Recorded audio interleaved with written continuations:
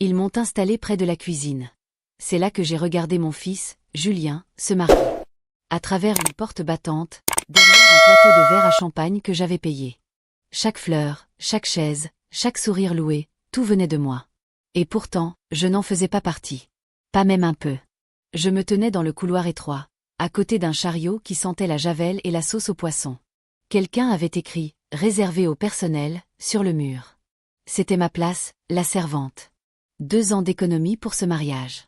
J'avais annulé mes propres vacances, vendu l'alliance de ma mère pour offrir le mariage parfait.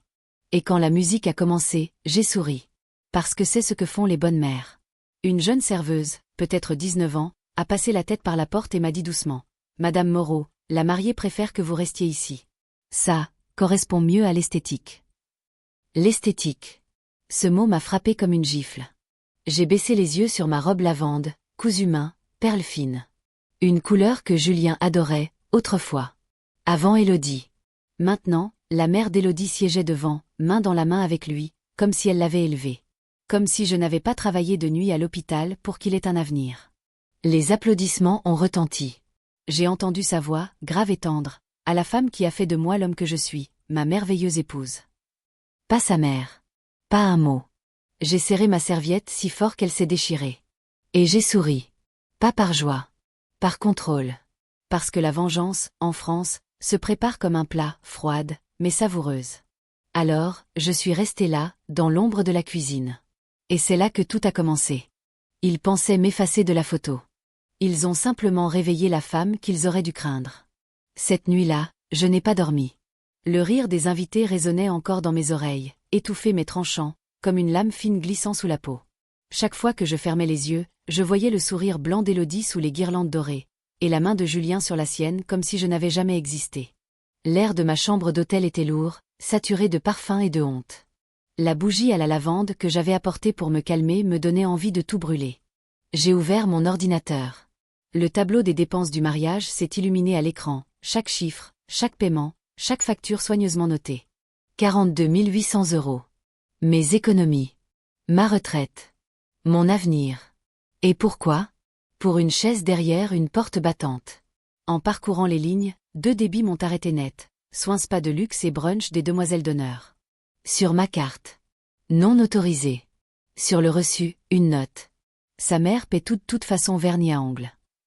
Mon rire a éclaté, sec, presque méconnaissable. Pas de tristesse, pas de joie. Juste un goût amer. Je me suis levée, et regardé le plafond, et j'ai senti la colère s'installer, pas brûlante, mais glaciale. Ils pensaient que je ne ferais rien. Que j'étais finie. C'était leur erreur. J'ai attrapé mon téléphone. 3 numéros. Le fleuriste. Le groupe. Le traiteur. 3 fondations de leur petite idylle. Ma voix, quand j'ai parlé, était posée, mesurée, presque douce. Bonjour, ici Madame Moreau. Oui, le brunch de dimanche est annulé. Plus de services, plus de paiement. Un appel. Puis un autre. Puis le dernier. À chaque raccrochage, je sentais un fil se rompre, et moi redevenir entière. Quand j'ai reposé le téléphone, il n'y avait plus de bruit. Juste le genre de silence dans lequel la vengeance commence à respirer. Demain matin, avant même son café, 3 fournisseurs appelleraient Élodie, et son conte de fées commencerait à se fissurer. À l'aube, j'étais déjà réveillée. La chambre sentait le café froid et la victoire silencieuse. Pas besoin de regarder mon téléphone. Je sentais le chaos s'installer. L'air vibrait, lourd, électrique. 7h12. Premier appel. Le fleuriste. Madame Moreau? Élodie est ici. Elle dit qu'il y a une erreur. Aucune erreur, ai-je coupé calmement. Le contrat est terminé. Un silence, puis un clic discret. 7h43. Deuxième appel. Le groupe. Madame, la mère de la mariée menace de porter plainte. Qu'elle le fasse, ai-je répondu. C'est moi qui ai payé. C'est moi qui annule. Un autre fil rompu. Puis le traiteur. Madame Moreau, ils disent que vous avez gâché la fête. La mariée pleure. Parfait, ai-je murmuré. Elle goûtera enfin quelque chose de vrai. J'ai reposé le téléphone et me suis adossée au mur. Je n'avais pas ressenti une telle paix depuis des années. Ce n'était pas du bonheur, c'était du pouvoir. Dehors, le soleil se levait comme si de rien n'était. Mais tout avait changé. Leur illusion d'harmonie se fissurait, lentement, élégamment. Puis un message de Julien. Maman, pourquoi tu fais ça? Je l'ai lu plusieurs fois. Parce que tu m'as appris que le silence ne rapporte pas le respect, seulement l'oubli. Je ne l'ai pas envoyé. Pas encore. La vengeance, ça se savoure. J'ai fermé le téléphone, respiré profondément et dit à voix basse. Maintenant, ils vont comprendre ce que veut dire effacer une mère. L'horloge a continué de tourner. Et cette fois, je n'étais plus la victime du chaos. J'en étais l'architecte. Avant midi, Élodie découvrirait ce que coûte vraiment l'humiliation d'une mère. À midi, mon téléphone vibrait sans arrêt. Julien, Élodie, sa mère, même la décoratrice, tous affolés. Des voix pressées, déguisées en politesse. Ils paniquaient. Moi, je savourais. Je l'ai posé face contre la table et me suis approché de la fenêtre. Dehors, la vie suivait son cours, un chien promené, un rire d'enfant, alors que la mienne venait de devenir tranchante, limpide. C'est là que je l'ai vue, une enveloppe crème, glissée sous mon châle plié. Une écriture que je n'avais pas vue depuis 30 ans. Henri Moreau. Mon défunt mari. J'ai ouvert lentement. Le papier sentait la poussière et les regrets. Claire, si tu lis cette lettre, c'est que je n'ai pas eu le courage de te parler. Il faut que je te dise la vérité avant qu'il ne soit trop tard. Julien n'est pas ton fils biologique. Je l'ai appris il y a longtemps. Tu l'as aimé, tu l'as élevé, mais je n'ai jamais su comment te le dire. Les mots dansaient. Pas de cris. Pas de larmes. Juste un silence épais. Pas mon fils. Pas par le sang. Mais chaque nuit de travail, chaque fête oubliée, chaque sourire forcé, tout ça, c'était moi. Et maintenant, après tout, il m'avait relégué à la cuisine. J'ai reposé la lettre, lentement. Dans le miroir, mon visage me fixait. Plus dur, plus calme. Ce n'était pas de la douleur, c'était de la libération. Il n'était pas mon fils par le sang. Alors je n'avais plus rien à perdre. J'ai souri. Merci, Henri, ai-je murmuré. Tu viens de me rendre ma liberté. Dehors, un tonnerre lointain a grondé, comme un avertissement. Avant la tombée de la nuit, Julien apprendrait que la mère qu'il avait oubliée venait d'effacer son nom de sa vie. En fin d'après-midi, l'hôtel s'était vidé. Les invités du mariage partaient, les yeux fatigués, traînant leurs valises et leurs regrets. J'ai attendu le calme avant d'appeler un taxi. J'avais encore une visite à faire. La mère d'Élodie habitait dans une maison à colonnes blanches, dans le 16e arrondissement, l'arrogance même du faux luxe. Elle m'a ouvert, toujours parée de perles, l'air satisfait d'une femme persuadée d'avoir gagné. Madame Moreau, quelle surprise. Pas vraiment, ai-je répondu. Je viens chercher ce qui m'appartient. Son sourire a vacillé. Je suis entrée sans attendre son invitation. L'odeur de bougies vanillées se mêlait au champagne éventé. Sur la console, une photo d'Élodie et Julien découpant mon gâteau. J'ai pris le cadre. Vous croyez que l'argent rend respectable. Il ne fait qu'amplifier la prétention. Elle a tenté un rire nerveux. Si vous êtes venu pour menacer. Non. Pour régler les comptes. J'ai sorti un dossier de mon sac, facture, virement, contrat. La preuve que moi seule avais financé leur rêve. Votre fille s'est mariée grâce à mon argent, ai-je dit calmement. Demain, vous expliquerez la vérité au prestataire. Sinon, je le ferai, publiquement. Son teint a pâli. Vous n'oseriez pas. Déjà fait, ai-je soufflé. Les réseaux sociaux adorent les histoires vraies. Je suis partie sans me retourner. La vengeance n'a pas besoin de cris, elle se nourrit du silence qu'elle laisse derrière. Dehors, l'air avait un goût de propreté et de justice. Mais la vraie confrontation n'attendait pas Élodie, elle m'attendait chez Julien. Quand je suis arrivée chez Julien, le soir tombait sur la banlieue. Les guirlandes de la veille clignotaient encore, tristes et vacillantes. Sa voiture était là. Celle d'Élodie aussi. Parfait. Je voulais qu'ils m'entendent tous les deux. Je n'ai pas frappé doucement. 3 coups secs. Il a ouvert, surpris, les yeux cernés. Maman? Qu'est-ce que tu fais ici? Je rends ce qui ne m'appartient pas. Je suis entrée avant qu'il ne réponde. Élodie se tenait droite au fond du salon, mais son assurance se fissurait. L'air sentait le repas réchauffé et la nervosité. Je ne reste pas, ai-je dit. Je viens juste te donner ça. J'ai sorti la lettre de mon sac, celle d'Henri, son père. Celle qui disait tout. Julien fronça les sourcils. Qu'est-ce que c'est? La vérité. Celle qu'on m'a refusée même à ton mariage. Il l'a ouverte. À mesure qu'il lisait, son visage pâlissait. Ses lèvres ont bougé sans un son. Maman, je ne savais pas. Moi non plus, ai-je répondu. Jusqu'à hier. Je me suis avancée. Mais ce n'est pas le sang qui me blesse. C'est ton silence. Le silence s'est abattu, lourd, suffocant. Je me suis tournée vers la porte. J'ai payé pour ton bonheur, Julien. À toi maintenant de payer pour le mien. Il m'a suivi du regard. Que veux-tu dire? J'ai souri. La liberté. C'est ce que ça coûte, quand une mère cesse enfin d'espérer. Je suis sortie sans me retourner. Derrière moi, il ne restait qu'un fils, une lettre, et la vérité qu'il n'avait jamais cherchée. Avant l'aube, tout le quartier saurait qui avait réellement bâti leur mariage, et qui venait de le briser. Il était presque minuit quand je suis rentrée. L'air sentait la pluie et le papier.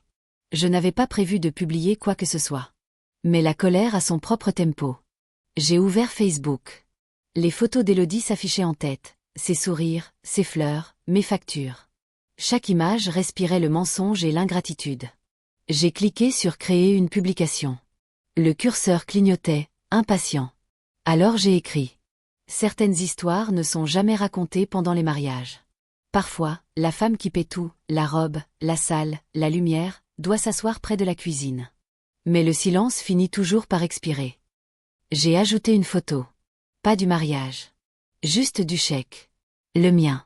En quelques minutes, les réactions ont explosé. Des commentaires, des partages, des messages privés. Tu es plus forte que tu ne le crois. Ils comprendront trop tard. Et le meilleur, toutes les dettes ne sont pas d'argent. À 2 heures du matin, la publication faisait le tour du quartier. Tout le monde savait. Personne ne disait rien. 2h15. Un appel. Julien. Je n'ai pas répondu. Puis un message. Maman, s'il te plaît, supprime. Élodie pleure. J'ai souri. Parfait. Quelle goutte à l'impuissance. J'ai tapé lentement, les actes ont des échos. Tu entends le mien. Je n'ai pas envoyé. Inutile. Le message était déjà là, visible pour tous. Dehors, le tonnerre grondait. Cette fois, il ne m'effrayait plus. Il m'appartenait. Au lever du jour, ce ne serait plus leur mariage qu'on commenterait, mais leur chute. Le matin est arrivé comme une rumeur, d'abord timide, puis partout. Mon téléphone vibrait sans arrêt. Appels manqués, messages pleins d'indignation, de pitié, de curiosité. La capture du chèque circulait déjà plus vite que toute prière. À 7h30, le groupe du quartier explosait. Des prestataires qui appelaient, des amis qui demandaient si j'allais bien. Une voisine inconnue déposait un message vocal, incrédule.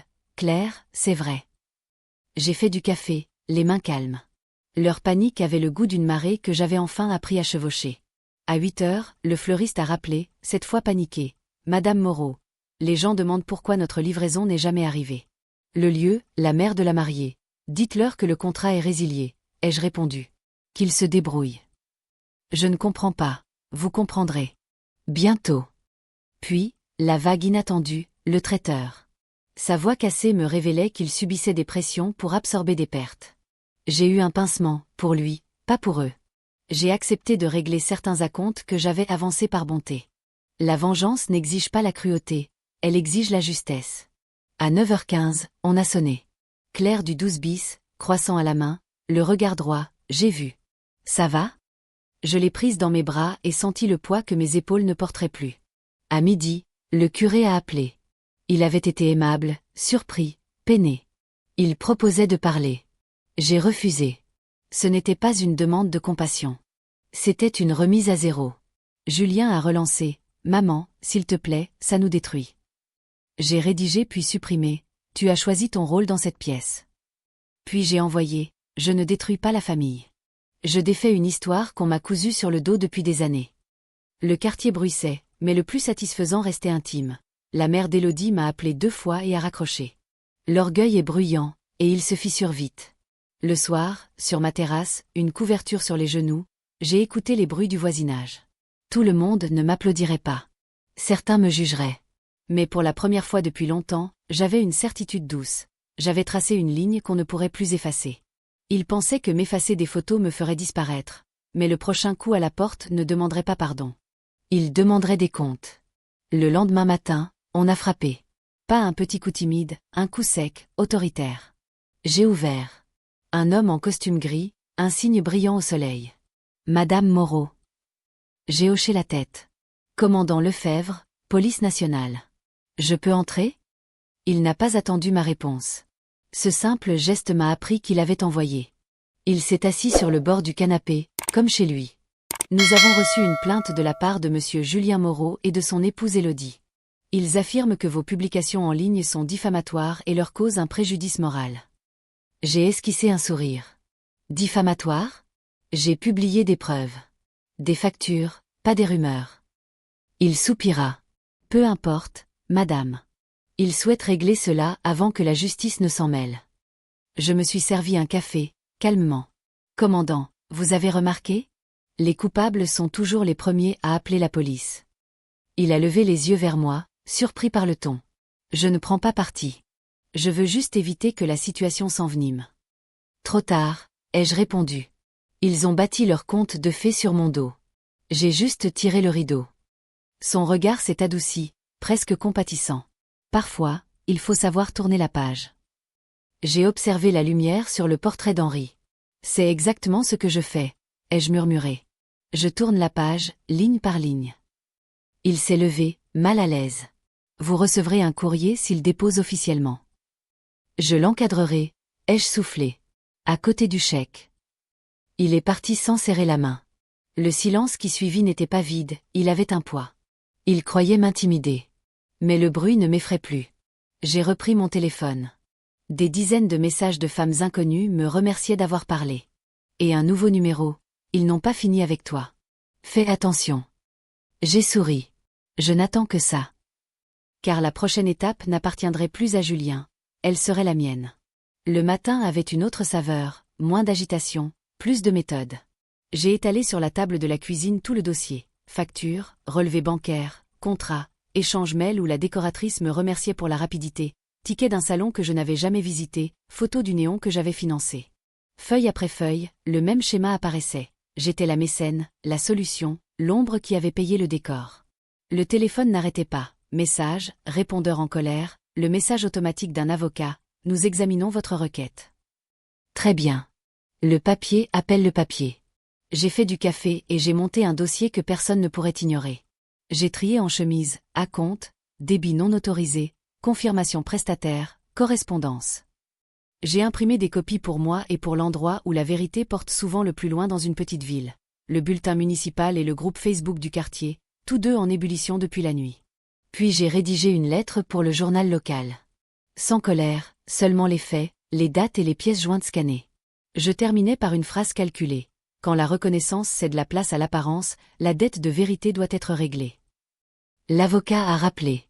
Cette fois, le ton était celui de quelqu'un qui brandit des procédures. J'ai répondu en ouvrant mon dossier à la page où figure le brunch facturé à ma carte. Je coopérerai, ai-je dit. Mais je ne me tairai pas. Si cela arrive devant la justice, mes pièces sont prêtes. Je n'ai pas menacé. J'ai informé. À midi, Claire est arrivée avec un plat, et 2 enveloppes, l'une à partager, l'autre contenant une attestation du technicien sont de l'orchestre confirmant les paiements. Les témoins se multipliaient. Le traiteur a envoyé le détail des acomptes montrant clairement ma transaction. Le fleuriste a réagi à mon poste par un émoji gêné et un message bref, paiement reçu. C'était le point d'impact recherché, je ne cherchais pas l'humiliation gratuite. Je voulais que le dossier soit rétabli. Que la vérité s'inscrive enfin correctement. Que mon nom n'apparaisse plus en marche comme un problème, mais comme celle qui a rendu cette journée possible. Le soir, j'ai observé la réaction du quartier. Le flux avait changé. Les conversations qui m'avaient autrefois fait passer pour la coupable incluaient maintenant la surprise, puis la compassion, puis l'indignation. Une voisine m'a écrit « Je ne savais pas. Merci ». C'était une autre forme de règlement. Demain, j'apporterai ces dossiers en main propre, chez la mère d'Élodie, au lieu de réception, et surtout, à un endroit où il n'aurait jamais imaginé voir mon nom imprimé. J'ai garé la voiture, respiré un coup, puis ouvert le coffre. Les dossiers semblaient plus lourds à mesure que la vérité approchait des gens qui l'avaient ignorée. Pas de spectacle. Juste de la méthode. Je suis passé d'abord chez la mère d'Élodie. Une maison cossue, un air rassurant, jusqu'à ce qu'on lise la réalité. J'ai déposé un pli sur la console et son expression s'est transformée. D'abord surprise feinte, puis consternation calculée. « Sophie » dit-elle, tentant la politesse. « Je suis là pour vous remettre ça en main propre. Pour que vous ne puissiez plus prétendre que vous ignoriez. » Elle a feint l'indignation. Vous regretterez. Ou vous répondrez aux questions, ai-je répliqué. C'est plus simple et moins coûteux que vos mensonges. Ensuite, le responsable du lieu de réception m'a accueilli avec cette familiarité commerciale qui en disait long. Il a pris le dossier, feuilleté, puis balbutié, nous mettrons à jour nos registres. Nous n'étions pas au courant. Vous saviez, ai-je dit calmement. Vous avez profité. Je lui ai laissé des copies des contrats signés. La plus belle étape fut le centre communautaire où devait se tenir le brunch. J'ai remis le dossier à la réceptionniste en lui demandant de le transmettre à la responsable. Elle a regardé les documents, factures, relevés, échanges, et a dit doucement, nous allons vérifier cela. J'ai quitté les lieux certaine qu'on ne tournerait plus la tête. L'après-midi, la rumeur s'est muée en dossier. On appelait les prestataires, on demandait des preuves, on vérifiait les comptes. Mon nom cessait d'être une omission et redevenait ce qu'il avait toujours été, l'actrice principale de cette journée. Pas de triomphe vulgaire, juste la sensation nette d'un compte remis à zéro. Le soir, une alerte. La mère d'Élodie avait demandé une réunion avec le lieu. J'ai souri en silence. Enfin, ils se réunissaient. Mais la réunion ne servirait plus seulement à se justifier. Ils allaient se rassembler pour décider. Mais ce qu'ils décideraient pourrait leur coûter bien plus que des mots. La salle de réunion respirait la neutralité. Longue table vernie, chaises alignées, grande baie vitrée. On m'avait dit « médiation ». En réalité, c'était une assemblée de comptes. Le responsable du lieu, le fleuriste, le traiteur, le technicien son, la mère d'Élodie, et Julien. Chacun tenant son rôle, l'attention comme costume. Je suis entrée la dernière. Le silence s'est tendu comme une corde. J'ai posé devant eux un dossier simple et net. Contrat, relevé bancaire, échange de mets, confirmation de prestataire. Pas de spectacle, juste des preuves. Je me suis présentée, Marie Dubois. J'ai laissé le dossier parler. Le propriétaire du site a essayé d'amadouer l'assemblée. Nous aurions pu régler cela discrètement. Vous l'avez fait. Discrètement. Avec mon argent, les jeux interrompus. Son sourire est tombé. Nous sommes là pour rétablir la vérité. La mère d'Élodie a tenté l'indignation théâtrale. C'est une humiliation. Si les gens apprennent, ils apprendront la vérité, ai-je répondu. L'humiliation n'est pas la même chose que l'honnêteté. Un à un, les prestataires ont ouvert leur dossier. Le représentant du fleuriste a confirmé le virement. Le technicien son a produit une facture signée. Le traiteur a lu le registre des acomptes, ma référence bancaire bien visible. Les regards se sont déplacés. L'image polie du mariage montrait désormais des fissures. Julien s'est levé, penaud, tentant de tempérer. « Maman, on peut régler ça autrement. » « Autrement » ai-je répliqué. « Vous aviez une occasion de me défendre. Vous avez choisi le confort. Maintenant nous choisissons la vérité. » Le médiateur a noté des conséquences possibles.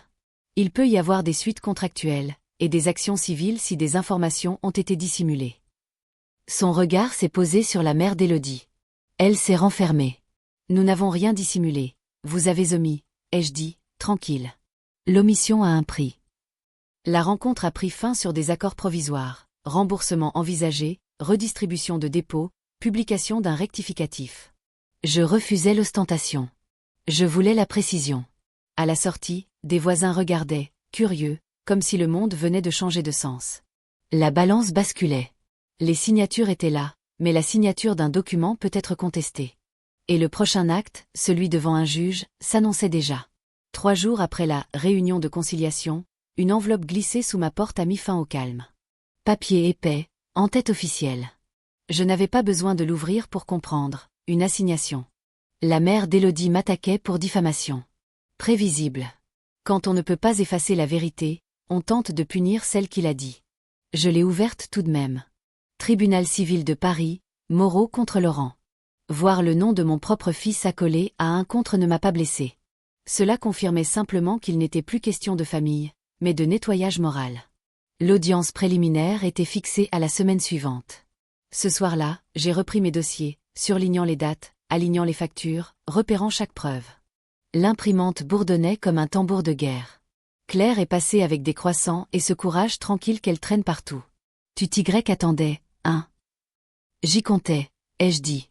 Le tribunal n'était pas un champ de bataille que je craignais, c'était le seul lieu où le silence ne pouvait plus trahir.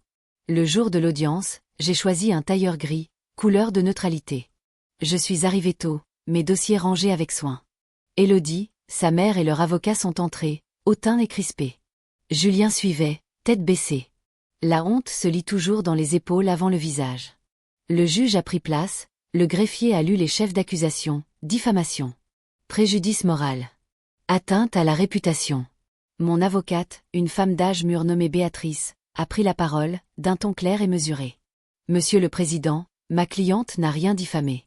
Elle a simplement publié des faits vérifiables, documents à l'appui. L'avocat adverse a tenté de plaider l'intention, une vengeance, disait-il. Béatrice a répondu sans hausser le ton, la vérité n'est pas une vengeance. C'est une rectification. Le juge a hoché la tête, intéressé. Nous examinerons les pièces. J'ai croisé le regard d'Élodie. Ses yeux cherchaient encore un public, pas la justice. Julien, lui, fixait le sol. Il n'avait pas besoin de parler, son silence suffisait. L'audience s'est close sur un renvoi en médiation. Mais la salle avait changé de ton, je n'étais plus l'accusé. J'étais la preuve. Dehors, une journaliste m'attendait. Je n'ai rien dit. Je n'avais plus à parler, les faits parlaient à ma place. L'affaire n'était pas close, mais j'avais déjà transformé leur plainte en tribune. Et le prochain acte, je comptais bien le jouer à ciel ouvert. Le tribunal était plein à craquer. Dans une petite ville, la rumeur devient spectacle. Je sentais les regards, lourds de jugement ou de curiosité. Certains bienveillants. D'autres avides. L'affaire, initialement en médiation, passait en audience publique. La famille d'Élodie l'avait voulu ainsi, pensant que l'exposition me ferait honte. Ils ignoraient que la vérité n'a jamais peur de la lumière. Je me suis assise à côté de mon avocate, Béatrice. Le juge est entré, impassible. Les journalistes locaux s'alignaient au fond. Affaire numéro 24-031, Moreau contre Laurent, annonça le greffier. L'avocat adverse prit la parole d'un ton outré. Monsieur le Président, ma cliente, Madame Laurent, a délibérément diffusé de fausses informations nuisant gravement à la réputation de mes clients. Béatrice se leva, calme. Nous démontrerons, pièce par pièce, que tout ce que Madame Laurent a publié repose sur des preuves vérifiables, des documents déjà connus de la partie plaignante. Le juge acquiesça. Poursuivez. Sur l'écran, les premières pièces apparurent, le chèque adressé à la salle, les échanges de mai où Élodie me remerciait pour avoir rendu ce rêve possible. Chaque document tombait comme une vérité froide. La mère d'Élodie chuchotait à son avocat, nerveuse. Son masque d'élégance craquait. Puis vint le tour de Julien. Sous serment, il paraissait rétréci, vidé. Votre mère a-t-elle financé une partie du mariage? Il hésita. Oui. La majorité. Les reçus publiés sont-ils faux? Non. L'avez-vous remercié publiquement? Son regard s'est baissé. Non. Le silence s'est fait dense, tranchant. Béatrice s'est tournée vers le juge. Monsieur le Président, la diffamation suppose un mensonge. Or, aujourd'hui, nous n'avons entendu que des vérités gênantes. Le juge a noté longuement. Puis il a levé la séance, annonçant la délibération. Je me suis levée, droite, apaisée. Élodie fuyait mon regard. Sa mère fixait la table, perle ternie. Sur les marches du palais, une journaliste m'a interpellée. Madame Laurent, une réaction. J'ai souri. Oui. On ne détruit pas quelqu'un qui s'est déjà reconstruite seule. Mais certaines dettes ne se règlent pas au tribunal. Elles se paient plus tard, dans le silence qui suit le jugement. Le matin du verdict, le palais de justice sentait le papier et la poussière des vérités enfin dites. On dit que la justice est lente. Je crois plutôt qu'elle arrive quand elle est prête à brûler. Le juge entra, sobre, sans détour. Dans l'affaire Moreau contre Laurent, le tribunal ne retient aucun élément constitutif de diffamation. Les accusations sont rejetées. Silence. Pas d'applaudissements. Pas d'explosion. Juste un vide lourd de signification. L'avocat d'Élodie baissa la tête. Sa mère serra les lèvres jusqu'à les faire disparaître. Julien, lui, osa enfin me regarder, honteux, épuisé. Le greffier apposa le tampon officiel. Leur récit venait de s'effondrer. Dehors, les journalistes m'attendaient encore. Que comptez-vous faire maintenant, Madame Laurent? J'ai esquissé un sourire. Trouver la paix, et peut-être un peu de bruit. Une semaine plus tard, les journaux titraient. Une mère gagne son procès face à la famille de son fils. Ma photo circulait, la femme autrefois jugée amère devenue courageuse. Les mêmes qui m'évitaient au marché me saluaient désormais. Morale et mémoire, si fragiles. Mais la vraie vengeance ne se trouve pas dans le jugement, elle se savoure dans ce qui vient après. La boutique d'Élodie a perdu 2 partenariats. La salle de réception a retiré leur témoignage de son site. Le fleuriste m'a envoyé une lettre d'excuse, accompagnée d'un bouquet de lys blanc, symbole de paix. Je n'ai rien publié. Mon silence suffisait. Un soir, alors que la lumière tombait sur les rideaux, le téléphone a sonné. « Maman, je ne sais pas comment réparer ça. »« Tu ne peux pas, » ai-je répondu calmement. « Il faut juste vivre avec. » Un souffle. Ni regret ni délivrance, juste un vide honnête. J'ai raccroché avant que le silence ne s'attarde. Face à la fenêtre, j'ai compris. Ma vengeance n'était plus colère. C'était calme. Le genre de calme qui redonne le pouvoir. Mais la paix est fragile. Et certaines personnes, quand elles tombent, préfèrent entraîner d'autres avec elles. Élodie n'en avait pas fini. La paix ne dure jamais longtemps, surtout quand l'orgueil n'a pas encore expiré. 2 semaines après le verdict, la tempête reprit. Élodie n'avait pas dit son dernier mot. Tout commença par un post sur sa page boutique, un long texte déguisé en confession. Les gens croient connaître votre histoire. Ils ignorent la manipulation qui se cache derrière les sourires. Aucun nom cité, aucune date. Mais tout le monde savait. Les rumeurs revinrent, maquillées en compassion. Pauvre fille, elle a tellement souffert. Sa belle-mère ne la laisse jamais tranquille. Je reconnaissais la manœuvre. Élodie transformait sa faute en victimisation. Elle ne combattait pas la vérité, elle la noyait sous les larmes. Claire m'a montré la publication autour d'un café. « Tu vas répondre ?» J'ai secoué la tête. Non. Les mensonges meurent plus vite quand on les laisse parler seuls. Mais le silence est parfois un engrais dangereux. Une semaine plus tard, une influenceuse locale publia une vidéo, « Quand la famille devient toxique ». Ton compatissant, propos flous, mais messages limpides. Et soudain, des inconnus débattaient de ma vie entre 2 commentaires sur des robes. Béatrice m'appela. Nous pourrions porter plainte à nouveau. J'ai souri. Non. Cette fois, je vais frapper différemment. Plus fort que la loi. Avec la mémoire. Et la vérité n'a pas besoin de tribunal pour hanter. J'ai recommencé à tout archiver. Capture d'écran, commentaires, vidéos. Je connaissais le schéma. Élodie finirait par aller trop loin. Et là, je frapperais. 3 jours plus tard, elle posta une vidéo lacrymale, ma vérité. Elle m'y accusait de l'avoir financièrement contrôlée pour dominer son mariage. Erreur.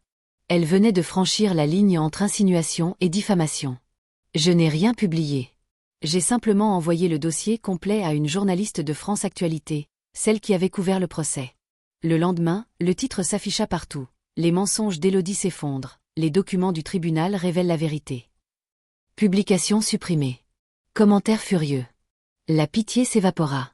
Je n'ai pas souri. Ce n'était plus une victoire, juste une fin logique.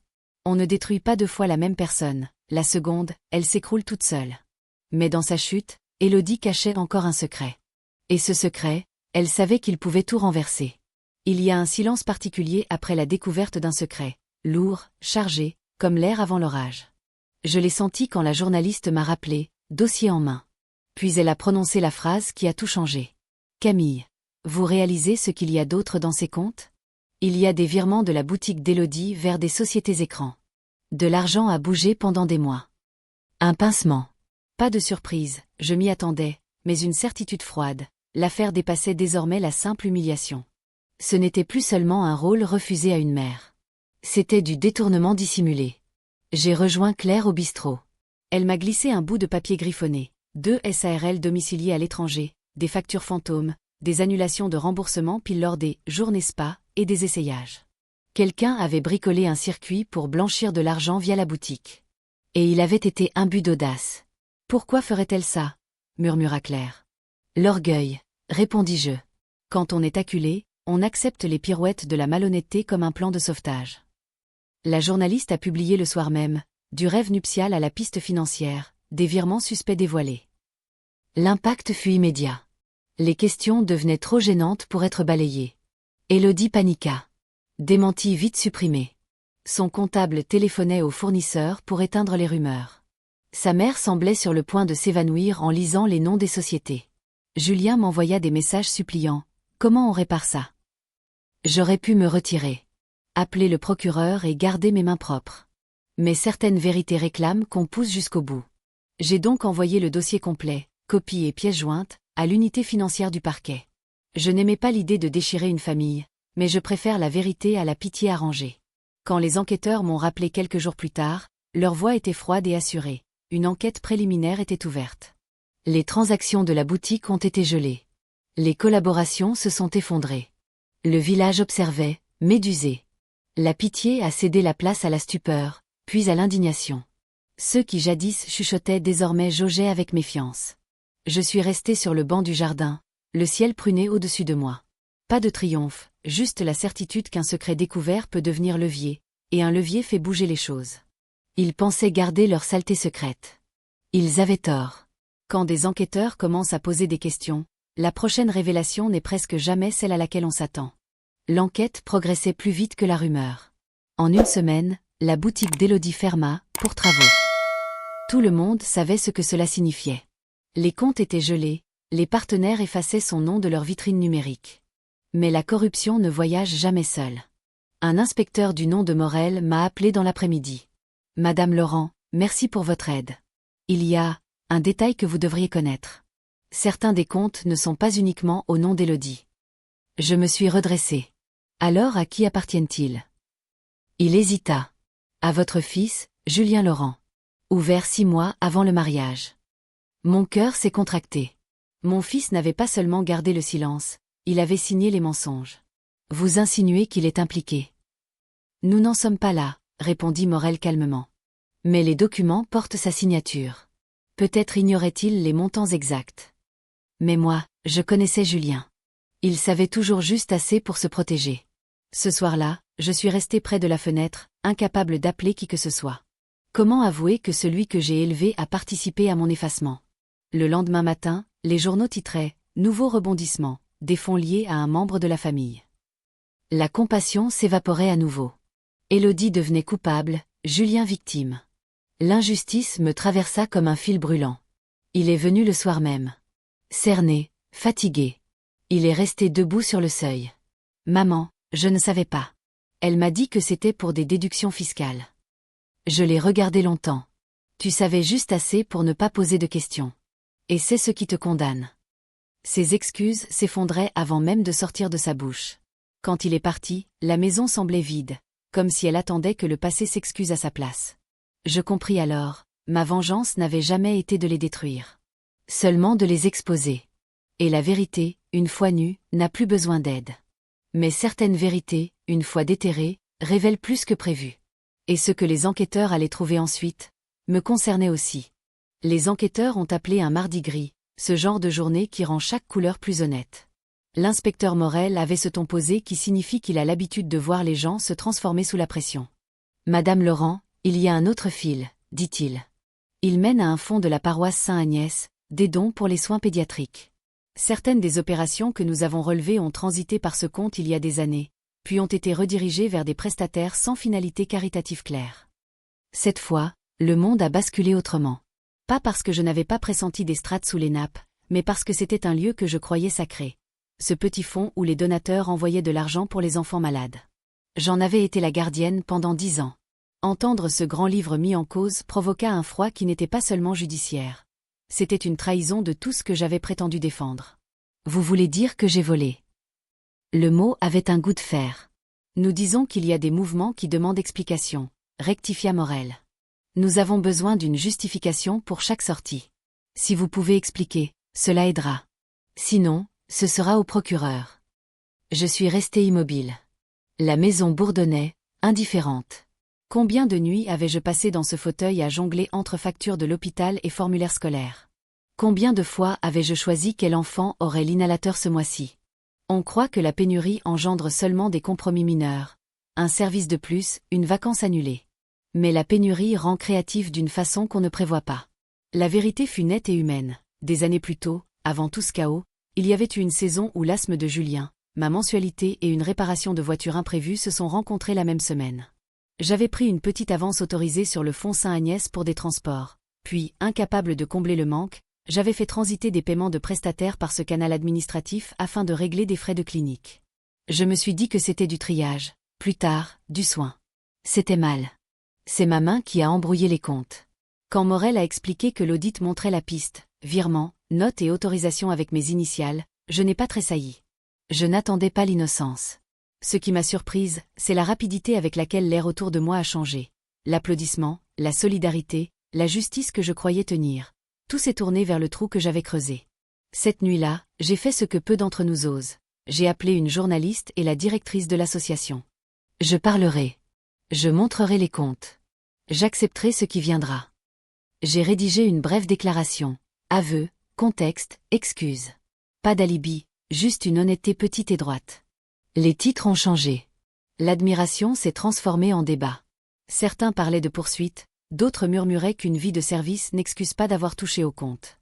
Julien a appelé et n'a pas demandé d'excuses. Il a dit, doucement, « Maman, pourquoi tu ne m'as pas dit ?» Je n'avais pas de réponse qui ne soit pas un calcul maladroit entre amour et honte. Quand les enquêteurs sont partis, ils n'étaient pas triomphants. Ils semblaient fatigués. Le miroir s'était fendu et mon visage était là, en éclats, soignante, menteuse, mère, dérobée. J'ai plié ma déclaration et l'ai posée où je la vois. La vengeance n'avait jamais signifié détruire pour le plaisir. Elle avait commencé comme la reconquête d'un nom.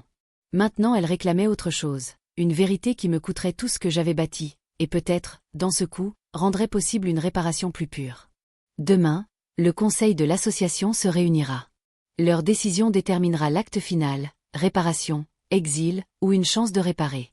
La partie 20 viendra, que je sois prête ou non. La salle paroissiale sentait le café et la résolution le matin de la réunion du conseil. Je me suis assise au bout d'une longue table, mon dossier fermé mais à portée de main, les paumes chaudes sur sa tranche. La pièce paraissait plus petite que ce que les journaux laissaient croire. Quelques chaises pliantes, une horloge au mur, un vase de carnation posé comme décor neutre. Dehors, la ville bourdonnait, comme un public attendant un verdict. La présidente du conseil énonça l'ordre du jour sans emphase. Nous examinerons la restitution, les sanctions et les options de réparation. Les regards se tournèrent vers moi puis se détournèrent. Compassion, colère, curiosité tour à tour. La mère d'Élodie était présente, les mains crispées, Julien à côté d'elle, le regard creux. La directrice de l'association paraissait épuisée. La fatigue de ceux qui savent que les besoins persistent plus longtemps que les scandales. J'avais répété des phrases, pour finir par comprendre la veille que les répétitions trahissent la sincérité. Alors j'ai parlé simplement. Merci d'avoir convoqué cette réunion. Commencez-je. J'apporte une déclaration et les comptes complets. J'ai posé le dossier sur la table et l'ai ouvert. Des tableurs, des relevés annotés, des reçus, une chronologie retraçant mes erreurs, mes rationalisations, les moments dont j'avais honte. J'ai lu ma courte confession, l'avance minime, les paiements redirigés pour la clinique, les excuses que je me suis servi. J'ai assumé la responsabilité du livre que j'avais embrouillé. Je ne l'ai pas excusé. Un silence dense s'installa. Puis la directrice prit la parole, posée, nous apprécions votre honnêteté. Le conseil va délibérer. Ils délibérèrent. Ce qui dura semblait des heures, en réalité une demi-heure cadrée. La décision me surprit par sa justice. Le conseil recommanda 3 mesures, à mettre en œuvre immédiatement et de manière publique. Restitution intégrale. Je travaillerai avec les auditeurs pour rembourser les montants détournés, selon un plan de paiement basé sur la liquidation d'actifs raisonnables. Transparence publique. Un rapport détaillé sera publié sur le site de l'association expliquant les erreurs, les mesures correctives et ma déclaration. Réintégration conditionnelle. Si la restitution est achevée dans les délais et que je m'engage dans un rôle bénévole de supervision pendant 1 an, le conseil envisagera de me réintégrer en tant que conseillère, pas trésorière, mais pour aider à restaurer la confiance. Il n'y eut ni pardon théâtral ni absolution. Il y eut des formulaires, des signatures, et un plan qui me demanderait du temps, de l'argent et de la fierté. C'était la pénitence mise en chiffres. Julien vint me voir après la réunion. Il prit mes mains et dit, simplement, « Je suis désolé. J'aurais dû demander. » J'hochai la tête.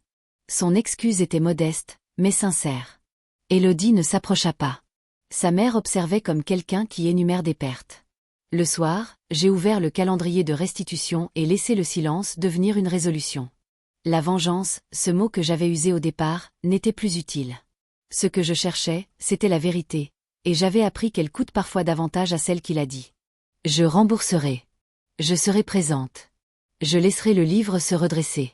Quand la dernière échéance sera payée et qu'une veilleuse s'allumera de nouveau dans une chambre d'hôpital, je saurai si ce coup fut une punition, ou le prix de la sincérité.